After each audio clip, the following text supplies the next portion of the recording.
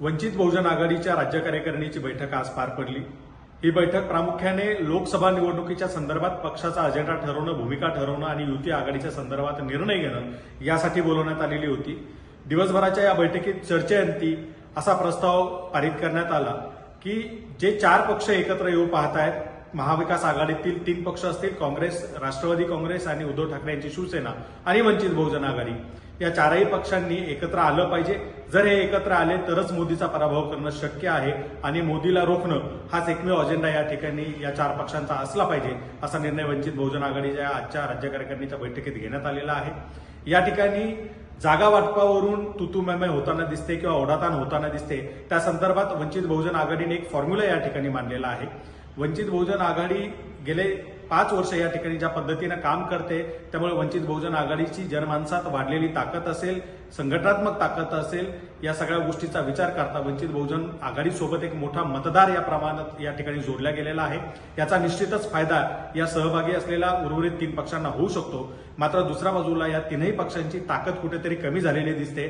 2 पक्षांमध्ये फूट पडली आहे, तर तिसरा पक्ष काँग्रेस हा त्याचा केवळ एकमेव खासदार निवडून आलेला होता, तेही दिवंगत झाल्यामुळे, त्यांचा मृत्यू झाल्यामुळे आज त्यांच्याकडे एकही खासदार नाहीये। अशा परिस्थितीत ओढाताण करण्यापेक्षा आणि आपल्या ताकदीवरून फुशारक्या मारण्यापेक्षा 4ही पक्षांनी मोदीला हरवण्याच्या अजेंड्यावर एकत्र यावं ही आमची भूमिका आहे। एकत्र येत असताना 48 जागांपैकी 4ही पक्षांमध्ये समान जागांचं वाटप व्हावं, प्रत्येकी 12 जागा घेऊन या ठिकाणी 4ही पक्षाने लोकसभेची निवडणूक एकत्रितपणे येऊन लढावी, असा फॉर्म्युला वंचित बहुजन आघाडीच्या वतीने मांडण्यात आलेला आहे। या ठिकाणी ईडी असेल, सीबीआय असेल, याचा वापर करून ज्या पद्धतीनं मोदी दबावाचं राजकारण करतात ते आम्हाला मान्य नाहीये। या पक्षांचे गुन्हे इतके मोठे नाहीयेत की त्यांना जेलमध्ये डांबावं, मात्र सत्तेत असताना काहीतरी चुका होत असतात, त्या पद्धतीच्या चुका या लोकांकडून झालेल्या दिसत आहेत।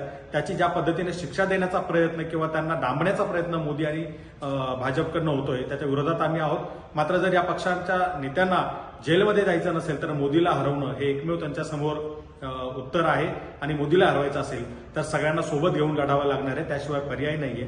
म्हणून हा समसमान जागांचा पर्याय जो आहे तो अतिशय योग्य पर्याय आम्ही या ठिकाणी मांडलेला आहे।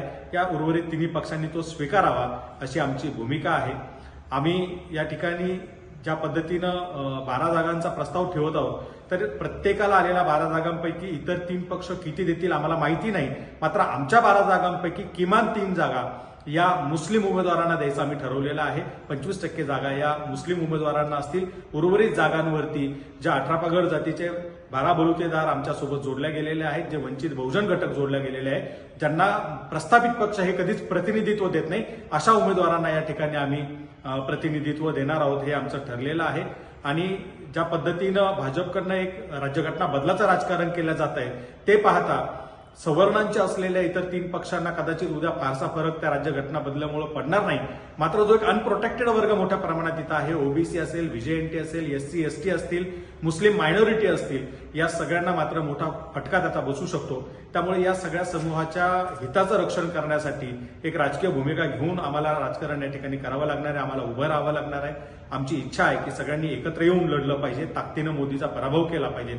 मात्र जर या ठिकाणी वेळकाढूपणा झाला, टाइम किलिंगचा प्रकार झाला, तर आम्हाला आमची भूमिका मात्र या सर्व समूहांसाठी त्यांच्या सुरक्षिततेसाठी घ्यावी लागेल। आम्हाला कुठलीही वेगळी भूमिका घेण्याची वेळ येऊ नये ही आमची अपेक्षा